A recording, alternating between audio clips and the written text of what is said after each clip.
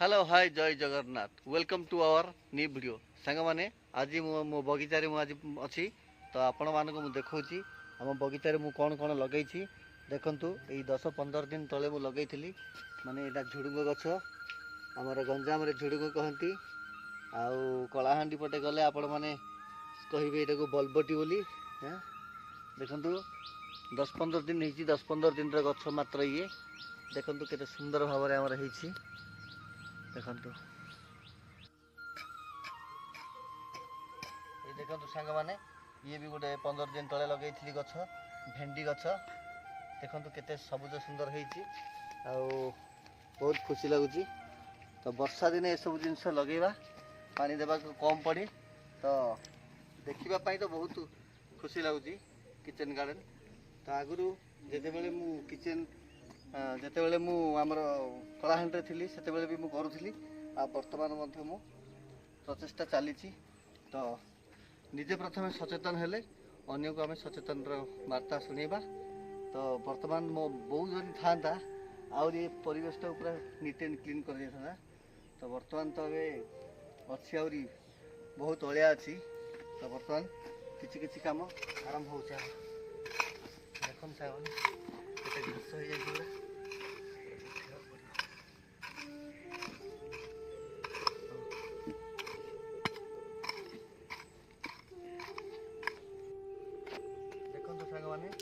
बर्तमान तो मोर झुडुंग गछ हो जाइए। तो फ्रंट रे किसी मु लगे गुहार तो एपटे भी लगेवा मु प्रस्तुत कर देछि गोटे लाइन 10-15टा ये देखु ग्लूकोज चॉकलेट डबारे मु रखी आमर गुहार एटा को आम देखु से मंजीटा को मंजीटा को गुहार मंजी कहती आउ कुआड़े कुआड़े सेमी भी कहती आटा कलाहांडी सेमी बोली कहती आउ गोवर्धन झटा भी गंजाम कहती। देखो सांग मैंने बर्तमान आज डेट रे आमर गुहार लगे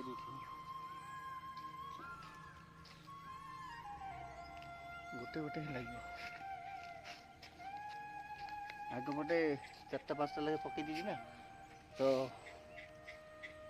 गोटे जगार 3-4टा लगे हो जाए गोटे गोटे ही लगे बढ़िया से हम पानी देवा को पड़ेनी वर्षा दिन ता मन को हम धीरे धीरे।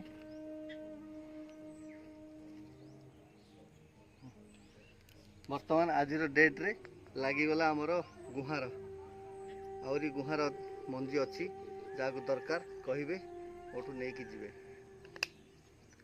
तो सांग मैंने बर्तमान तो देखिले गुहार भी लगिला भेंडी भी हो जाइए आसतु को देखेबी आपण मानक आमर जनी केते सुंदर कराई।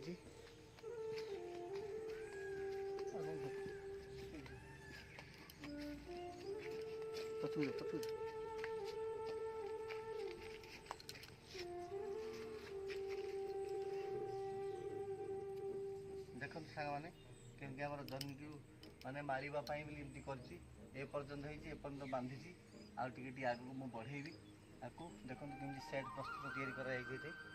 हाँ आहरी पूरा लंबी पूरा पूरा लंबी देवी एपर्यंत लंबिला पूरा मार ये देखो कलरा लगी देखो आस एपटे केते सुंदर कलरा लगी देखते सांग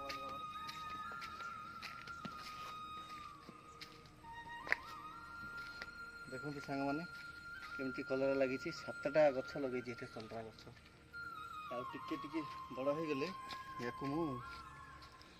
नेबी। बर्तमान ये जगह आम बोईतालु लगे सका आम मैडम आसी चुमकी राणी आसी लगे देखा पूरा पूरा डंकेब पूरा ये लता पूरा मार एरिया चुमकी बोईतालु हेले पुणी आम वीडियो करी देखा सांग मान सांग मैंने गोटे वृषंग पत्र गछ लगी देखो केते जंगल हो गई टिके मझे छुट्टी जब पलैबी कि बाहर को कड़े पलैबी ताहले पूरा असुविधा हो जाऊँगी बेसी परिश्रम करने पड़ुची।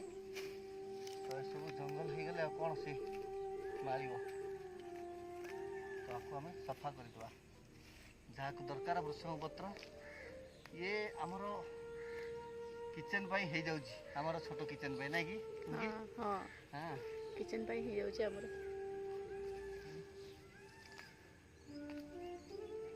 सुंदर खोलीदेवा ଗୋଡ଼ା ଖସା କହନ୍ତି। ଗୋଡ଼ା ଖସା ଟିକେ ଆଗରୁ ଆମେ ଜାଣିନଥିଲୁ, ଏବେ ଧୀରେ ଧୀରେ ଶିଖିଗଲୁଣୁ।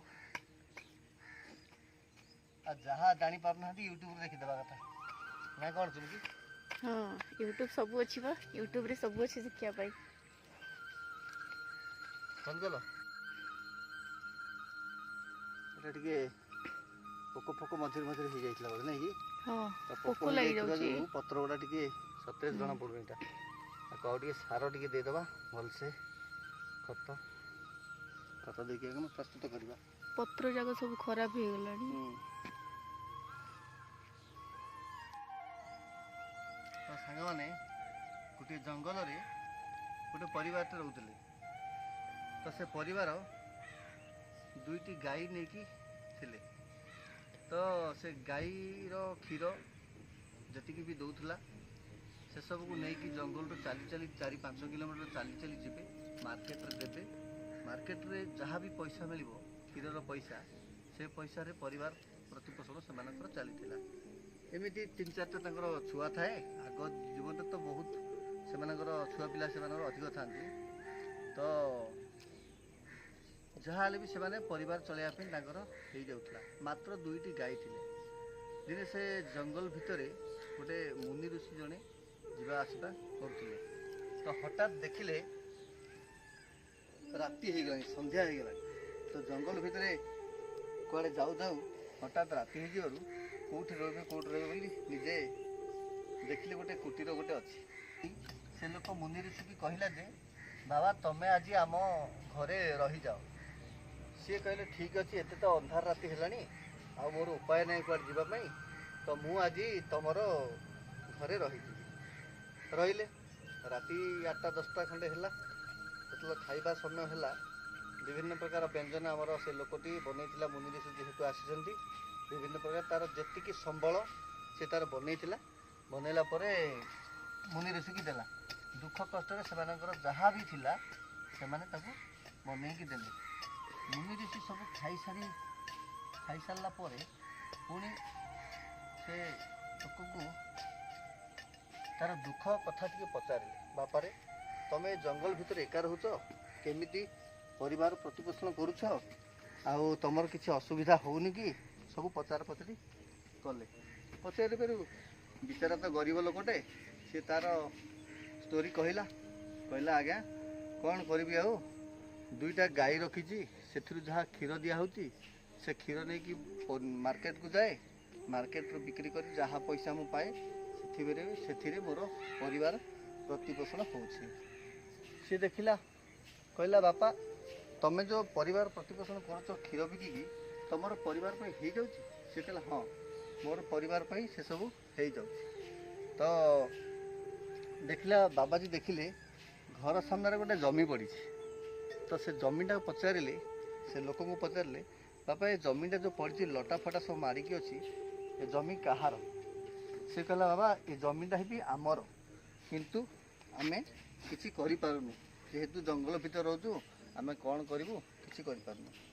ଟିକେ ମୁରୁକି ହସି ଦେଇ ବାବାଜୀ କହିଲେ ଠିକ୍ ଅଛି। କାରଣ ଆଉ କହିଲେନି ବାବାଜୀ ଲୋକଙ୍କୁ। ତ କାରଣ ନ କହି କି ସେ ଲୋକ ବି ଆଉ ବାବାଜୀକୁ କିଛି ପଚାରିଲେନି। ତ ନ ପଚାରିବାରୁ ରାତ୍ରି ହେଇଗଲା, ସମସ୍ତେ ଖାଇ ପିଇ ସାରିଥିଲେ, ବିଶ୍ରାମ ନେଲେ। ବାବାଜୀ ଲୋକ ତ ପ୍ରତ୍ୟେକ ଦିନ ସକାଳୁ ସେମାନେ ଉଠନ୍ତି। ଉଠିଲା ପରେ କ'ଣ କଲେ, ଯିବା ରାସ୍ତାରେ କାହାକୁ ଆଉ କିଛି ନ କହିକି ଗାଈ 2ଟାକୁ ଧରିକି ପଳେଇଛନ୍ତି। ସେ ଯେତେବେଳେ ସକାଳ ପାଇଲା, ବାବାଜୀ ତ ଗାଈ ଧରି ପଳେଇଛନ୍ତି। ଯେତେବେଳେ ସକାଳ ପାଇଲା, ସେ ଲୋକ କହିଲା ଆମର ବାବାଜୀ ନାହାନ୍ତି, ଗାଈ 2ଟା ବି ନାହାନ୍ତି, ବାବାଜୀ ନେଇକି ପଳେଇଲେ। ଆମେ ଅତିଥି ବୋଲି କେତେ ସେବା କଲୁ ସେମାନଙ୍କର, ଆଉ ସେମାନେ କେମିତି ଆମର ଗାଈ 2ଟାକୁ ଧରି ପଳେଇଛନ୍ତି। ତ ଏସବୁ ଶୁଣିଲା ପରେ ବହୁତ କାନ୍ଦିଲେ। ପରିବାର ସମସ୍ତେ, ପୁଅ ଝିଅ ସ୍ତ୍ରୀ ତା'ର ସମସ୍ତେ କାନ୍ଦିଲେ। କାନ୍ଦିଲା ପରେ ଆଉ କିଛି ଉପାୟ ମିଳିଲାନି। କ'ଣ କରିବା, ବର୍ତ୍ତମାନ ଆମେ ପରିବାର ଚଳିବ କେମିତି? ତ କିଛି ଆଉ ସେମାନଙ୍କୁ ଉପାୟ ବୁଦ୍ଧିବାଟ ଦେଖାଗଲାନି। ଯାହା ସଞ୍ଚିତ ପଇସା ଥିଲା, ରଖିଥିବା ପଇସାରେ ଖର୍ଚ୍ଚ ବାର୍ଚ୍ଚ କରିଚାଲିଲେ। ତ ଏମିତି କିଛି ଦିନ ଚଳିଲା ପରେ ଦିନେ ବୁଦ୍ଧି ପଶିଲା, ବାବାଜୀ କାହିଁକି ମୋତେ ପଚାରିଲେ ଜମିଟା କାହାର ବୋଲି। ତ ଯେତେବେଳେ ବୁଦ୍ଧି ଆସିଲା, ଆଉ ଉପାୟ କିଛି ନଥାଇକି ସେ ବାବାଜୀ କ'ଣ, ସେ ଲୋକ କ'ଣ କରିଛି ସେ ଜଙ୍ଗଲ ସବୁ ସଫା କରିକି ଚାଷ କଲା। ଏଭଳିଆ ଆମ ଭଳିଆ ସବୁ ଚାଷ କରିଲା। ଚାଷ କଲା ପରେ ଅଳ୍ପ ଅଳ୍ପ ପନିପରିବା ବାହାରିଲା ପରେ ସେ ଯାଇଥିଲେ ପନିପରିବା ମାର୍କେଟକୁ ନେଇକି ବିକିଲା ପରେ ପଇସା ହେଲା ତାର। ତାପରେ ସୁସ୍ଥରେ ତାର ପରିବାର ଚଳିଲେ। ଏମିତି ଟିକେରୁ ଆଉ ଟିକେ ଜାଗା ହେଇକିରି ସବୁଆଡ଼େ କରିସାରିଲା ପରେ ଅନେକ ପଇସା ତାର ହେଲା। ଦିନେ ଏମିତି କରି 4-5 ବର୍ଷ ପରେ ସେ ବାବା ଦିନେ ପୁଣି ଆସିଲେ। ସେ ଗାଈ ଦୁଇଟା ଧରିକି ଆସିଛନ୍ତି। ତ ଗାଈ ଦୁଇଟା ଯେତେବେଳେ ଧରିକି ଆସିଛନ୍ତି, ସେ ଯାଉଥିଲା ମାନେ ସେ ଗରିବ ଲୋକ ଆଉ ଗରିବ ହେଇକି ନାହିଁ, ପୁରା ଜମିଦାରୀ ଗୋଟେ ହେଇଯାଇଛି। ଜମିଦାରୀ ହେଇଯାଇଛି। ଆଉ ପୁଣି ସେ ବାବାଜୀ ତା ଘର ଦେଇକି ଗଲା, ତା ଘର କୁଟୀର ଥିଲା, ବଡ଼ ଘର, ଜଙ୍ଗଲ ଭିତରେ ଗୋଟେ ବଡ଼ ଘର ବନେଇ ଦେଇଛି। ତ ପିଲାମାନେ ବି ଭଲ ପାଠ ପଢ଼ିକିରି ମଣିଷ ହେଇଯାଇଛନ୍ତି। ଟ୍ରାକ୍ଟର ଫାକ୍ଟର କରିକି ବଢ଼ିଆ ସେ ଚାଷ କରିକି ବିନ୍ଦାସରେ ସେମାନେ ରହୁଛନ୍ତି। ତ ବାବାଜୀ ଆସିଲେ। ବାବାଜୀକୁ ଦେଖିକି ସେ ପୁରା ଆଖିରୁ ତାର ଲୁହ ଝରିକି କାନ୍ଦିଲା। ଯେ କହିଲା, ବାବାଜୀ ଆପଣ ମୋର ଆଖି ଖୋଲି ଦେଇଥିଲେ ଯେ ଗାଈ ଦୁଇଟାକୁ ଯଦି ଆପଣ 9 ଦିନ ନେଇଥାନ୍ତେ ତ ମୋର ଏ ବୁଦ୍ଧି ଆସିନଥାନ୍ତା ଯେ ଏତେ ବଡ଼ ଜମି ମୁଁ ଚାଷ କରିବି ଆଉ ପରିବାର ଚଳେଇବି। ତ ସାଙ୍ଗମାନେ, ଆପଣମାନଙ୍କୁ ଏ କାହାଣୀଟା କେମିତି ଲାଗିଲା? ଦେଖନ୍ତୁ, କହିବାର ଅର୍ଥ ହେଲା ଆମେ କିଛି ଜିନିଷ ଜାଣିପାରୁନେ ଯେ କ'ଣ କରିବା, ଆଗକୁ ବୁଦ୍ଧି ଶୂନ୍ୟ ହେଇଯାଉଛି। ଯାହା ଅଛି ସେତିକିରେ ଚଳିବା ପାଇଁ ଚେଷ୍ଟା କରୁଛେ, ଏକ୍ସଟ୍ରା କିଛି କରିବା ପାଇଁ ଚେଷ୍ଟା କରୁନି। ତେଣୁକରି ଆମେ ଦୁଃଖ ପାଉଛୁ। ତ କହିବା କଥା ହେଲା, ଯଦି ଆପଣଙ୍କୁ ଏମିତି ବର୍ତ୍ତମାନ ମୋ କଥା ମୁଁ କହୁଛି, ବର୍ତ୍ତମାନ ଦେଖନ୍ତୁ ଘର ପାଇଛି, ଗୋଟେ କ୍ୱାର୍ଟରଟେ ପାଇଛି, ଯଦି ମୁଁ ଗୋଟେ ଜାଗାଟେ ବି ପାଇଛି, ଯଦି ଆମେ ଚାଷବାସ କିଛି ନ କରିବା, କିଛି ପରିଶ୍ରମ କରିବାନି, ଝାଳ ବହାଇବାନି, ତ ଏ ଫଳ ଫଳିବ କି, ମିଳିବ କି ଆମକୁ? ତ ସାଙ୍ଗମାନେ, ଆପଣଙ୍କୁ କାହାଣୀଟା କେମିତି ଲାଗିଲା ଦୟାକରି କମେଣ୍ଟ ମାଧ୍ୟମରେ ଲେଖିବେ। ମୁନି ଋଷି ଜଣକ ସେ ଲୋକଙ୍କଠୁ ଗାଈଟା ନେଇଯିବାଟା କ'ଣ ତାକୁ ଶିକ୍ଷା ଦେଲେ, ଯଦି ପୁରା ଭିଡ଼ିଓ ଦେଖିଥିବେ ତାହେଲେ ନିଶ୍ଚିତ ଭାବରେ କମେଣ୍ଟ କରିବେ, ଯେଉଁଟାକି ମୋତେ ଭଲ ଲାଗିବ। ଆଉ ଟିକେ ନୂଆ ଏମିତି କାମ କରି ଆପଣମାନଙ୍କୁ କିଛି ଷ୍ଟୋରି ଶୁଣେଇବି। ଆପଣମାନେ ବି ଷ୍ଟୋରିଟା ଶୁଣିଥିବେ ନିଶ୍ଚିତ ଭାବରେ କେଉଁଠୁ ନା କେଉଁଠୁ। ତ ମୁଁ ବି ନାହିଁ ଯେ ତା ଷ୍ଟୋରିଟା ମୁଁ ନିଜେ କହିଛି। ଏ ଷ୍ଟୋରି ମୁଁ ବି ନିଜେ ପଢ଼ିଥିଲି ଗୋଟେ ବହିରୁ, ବହୁତ 4-5 ବର୍ଷ ତଳେ। ଚୁମକି ତୁମକୁ ମୁଁ କହିଥିଲି ଆଗରୁ, ହେଲା, ତୁମର ମନେ ଅଛି କି ନାହିଁ ମୁଁ ଜାଣିନି। କହିଥିଲ। ତ ବର୍ତ୍ତମାନ ତ ଆପଣମାନଙ୍କୁ ନିଶ୍ଚିତ ଭାବରେ ଭଲ ଲାଗିଥିବ ବୋଲି ମୁଁ ଆଶା କରୁଛି। ତ ଗୋଟେ କଥା କହିବି, କାହାଣୀଠୁ କ'ଣ ଶିଖିଲ ଚୁମକି? ଭାଗ୍ୟ ଆଉ ଭବିଷ୍ୟତ ହାତର ରେଖାରେ ନୁହେଁ, ମଥାର ଝାଳରେ ଥାଏ। ଠିକ୍ ଅଛି ନା? Thank you. ତ ବର୍ତ୍ତମାନ ଆମେ ଜହ୍ନି ଗଛ ଗୁଡ଼ା ଦେଖନ୍ତୁ, ଆପଣ ଦେଖନ୍ତୁ ଟିକେ, ଜହ୍ନି ଗଛ ଗୁଡ଼ା ବଢ଼ି ଚାଲିଛି। ତ ଗୋଟେ ଷ୍ଟେପ୍ ଆମେ ବି ବଢ଼େଇ ଦେବା, ଯାହାଫଳରେ ତାର ବ୍ରାଞ୍ଚ ଗୁଡ଼ା ଧୀରେ ଧୀରେ। ଏ ଭିତରେ 6ଟା ଗଛ ଲାଗିଛି, କଞ୍ଜେଷ୍ଟେଡ୍ ହେଇଯାଇଛି। କ'ଣ କରିବା, ଲଗେଇ ତ ଦେଇଛି। ତ ବର୍ତ୍ତମାନ ଏଟା ଟିକେ ଭିଡ଼ି ଦେବା। ଆପଣ ତ ଭିଡ଼ିଓ କରୁଛନ୍ତି, ତ ମୋତେ ଆଗରୁ ଯାହା ହେଲ୍ପ କରୁଛନ୍ତି ଏବେ ମୁଁ କରିବି ସବୁ। ପ୍ଲିଜ୍ ଟିକେ ହେଲ୍ପ କର ସାଙ୍ଗମାନେ।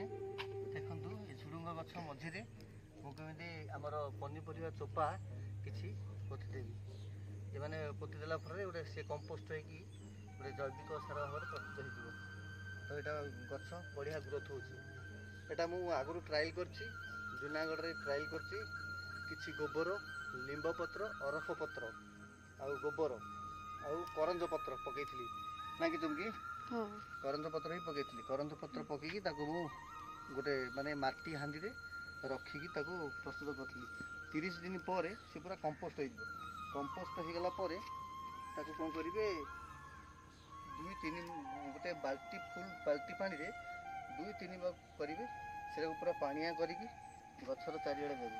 ନା ପୋକ ଫୋକ ରହିବ, ନା ବଢ଼ିଆ ଗଛ ବି ଆପଣଙ୍କର ବହୁତ ବଢ଼ିଆ ସେ ଗ୍ରୋଥ୍ ହେଇକି ବଢ଼ିବ। ତେଣୁ ବର୍ତ୍ତମାନ ମାଟିରେ ମୁଁ ପକେଇ ଦେଇ କିଛି ପନିପରିବା ଚୋପା ହଉ, ୱେଷ୍ଟିଂ ଜିନିଷ ସବୁ କିଚେନ୍ରୁ ଯାହା ବାହାରିଛି ପକେଇଦେବେ। ଏମିତି ପୋତିଦେବା ଦରକାର, କିଛି ତାକୁ ଆଉ କରିବା ଦରକାର ନାହିଁ। ଏମିତି ପୋତିଦେବେ, ସିଏ ତାର ଥିବ, ସିଏ ତାର ସବୁଆଡ଼େ ଯିବ। ଦେଖନ୍ତୁ, ମୁଁ ତାକୁ ଘୋଡ଼େଇ ଦେଲି। ସିଏ ମାସେ 15 ଦିନ, 20 ଦିନ, 30 ଦିନ ସେ ସେମିତି ଆସିଥିବ। ତ ଏମିତି ମୁଁ ବଗିଚାରେ ଅନେକ ଜାଗାରେ ପୋତି ଦେଇଛି, ଆଉ ବହୁତ ଜାଗାରେ ମୁଁ ପୋତିକି ତାକୁ ରଖିଛି।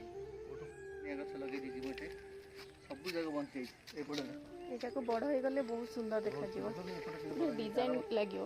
ଏଠୁ 12 ବର୍ଷ ଲଗା ହେଇଥିଲା, ବଡ଼ ହେଇଯାଇଛି। ମରିଚ ଗଛ ଦେଖନ୍ତୁ ସାଙ୍ଗମାନେ, ବର୍ତ୍ତମାନ ମରିଚ ବି ଏବେ ପଳେଇ ଏବେ ଆସିଲାଣି। ଯାଇକି ଧଳା ମରିଚ ମରିଚ। ଆସିଲା। ନାଇଁ ଏବେ ଯାଇକି ଆସିଲା। ବଢ଼ିଆ ଲାଗିବ।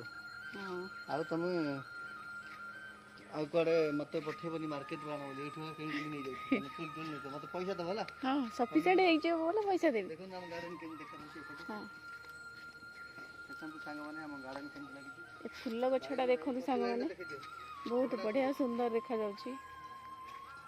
ଦେଖନ୍ତୁ ଘାସ ବାଇଗଣ ବାଇଗଣ କେତେଟା ଆସିଛି?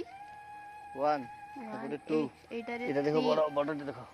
ଏଇଠି ଗୋଟେ ବଡ଼ଟେ ଅଛି। ଗୋଟେ କଳା ବାଇଗଣ, ଏଇଟା ଧଳା ବାଇଗଣ ଗଛ ଏତିକି ନୁହେଁ କି? ଦେଖ ଭେଣ୍ଡି ଏପଟେ ଦେଖ, ଲାଇନ୍ ଲାଗିଛି। ଗୋଟେ ଭେଣ୍ଡି ଗଛ ଦେଖନ୍ତୁ ଲାଗିଛି। ସାଙ୍ଗମାନେ କେମିତି ଲାଇନ୍ରେ ପୁରା ଲାଗିଛି। ଏଇଠି ଦେଖ କେତେଟା ପକେଇ ଦେଇଥିଲି ଯେ ମଞ୍ଜି ପୁରା ହେଇଯାଇଛି 4-5ଟା ଖଣ୍ଡେ ଭେଣ୍ଡି ଗଛ। ବନ୍ଦ କର।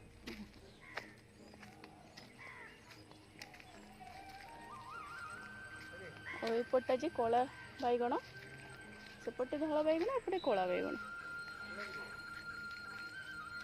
ପୂର୍ବରୁ ଜଙ୍ଗଲ ଏଭଳି ଥିଲା, ତ ବର୍ତ୍ତମାନ ଆମେ ସେ ଜଙ୍ଗଲକୁ କାଟିକି ଏଭଳି ସଫା କରିକି କ'ଣ ପାଣି ହଁ ପାଣି ନିଅ। ଯାହା ହଉ ଆମର ମାନେ ଚୁମକି ରାଣୀ ଆମର ପରିଶ୍ରମ କରିବା ଦେଖି ସେ ପାଣି ଆଣି ଦେଇଛନ୍ତି। ଥ୍ୟାଙ୍କ ୟୁ ଚୁମକି, ତମେ ଏତିକି ୱେଲକମ୍। କୋପରେଟ୍ କରୁଛ। ମାନେ ଘାସ ଫାସ ଉପାଡ଼ିବାରେ ଯାହା ହଉ କୋପରେଟ୍ ତ କରୁନ, ପାଣି ଫାଣି ଟିକେ ଆଣିକି ଆରେ ଦେଇଦେଲ। କାଲି ଉପାଡ଼ିଥିଲି ପରା। ଓହୋ କାଲି ଉପାଡ଼ି ଦେଇଥିଲ, ହଁ ଯାହା ମନେ ରଖିଛ, ଥ୍ୟାଙ୍କ ୟୁ। ହଁ ହେଲା ହଁ ଦେଖ ପରିଶ୍ରମର ଫଳ। ହଁ ଦେଖ ये कड़ा बैगन, ହଁ कंचा लगा भी देखो, कंचा लगा। ठीक है देखो सागवाने अमृत भंडा। ହଁ ଗୋଟେ ହେଇଥାଉ, ଗୋଟେ ହେଇଥାଉ। रुटी की सतला बने बोधे आज ना परोटा बने? ନାଇଁ ରୁଟି ବନେଇବେ। ओ दीटा टोल दे दिया। ହଁ तो अच्छी तो हेले भी चलिए, बहुत बढ़िया है। तो देखंदु देखंदु संतुला पे आज हे गला बाईगण, कंचा लंका, अमृतभंडा आउ आलू फालू सब पकई करिवो। ठीक है देखो चाराटा गोल्डेनिया गछ, जो गछ लगी चारा करा एटा देखो एपटे देखो ता तलटा देख किंच रही। ହଁ ବହୁତ ଜଲ୍ଦି ଚେର ହେଇଯାଉଛି ଆଉ। एटा गोटे जगह चारा कर रखिकी एमती गछ लगे गोल्डेनिया सब बंचब, गोटे भी फेलुआर नुह। देखो साग मैंने गोटे हलदी गछ लगी सुंदर हो पत्र तार आम तुलसी गछ निजे निजे मु बनई बनैला आम चुमकी मैडम हेल्प कर। तो सांग आइडिया भी ନିଜେ ଦେଇଛି। आइडिया भी तुम देथिल। हाँ आम से परिश्रम कर तुम खाली आइडिया गुड़ा देथिल, गुंथि ନାଇଁ ମୁଁ ବି ପରିଶ୍ରମ କରିଛି ନା। आइडिया गुड़ा सब गुंथि देथिल तुम ହଁ ना। ହଁ सब ମୁଁ କହିଲା ପରେ ଯାଇକି ତମେ କରିଲ ନା। हाँ ठीक है ଆଉ ତ ठीक है। तो सांग मैंने ନିଜେ କ୍ରେଡିଟ୍ ନେଇଯିବେ तो ସବୁ। सांग मैंने आज जो वीडियो आपण मानू केमिति लागिला दयाकर कमेंट करिवे आउ शेष रे कहबी आम चैनल को टिके लाइक एंड सब्सक्राइब करिवे। जय जगन्नाथ।